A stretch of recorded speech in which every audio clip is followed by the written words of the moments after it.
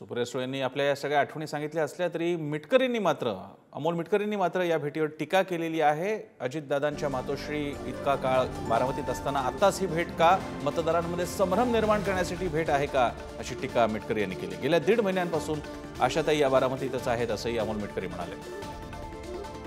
खासदार सुप्रियाताईंनी आजच्या घडीला घेतलेली आशाताईंची अर्थात अजितदादांच्या आईची भेट हे भावनिक राजकारणाचा एक भाग आहे।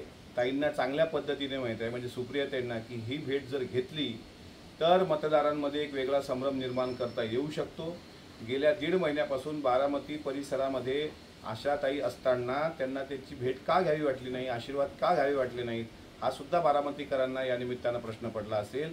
आणि मी तरीही एक परिवाराचा भाग म्हणून जर तुम्ही भेट घेतली असेल तर तुमचे आभार मानतो। आणि विशेष आभार सुप्रियाताईंची याकरता त्या भेटीचा सेल्फी काढून त्यांनी कुठं गवगवा केला नाही, याबद्दल सुद्धा त्यांचे आभार मानतो।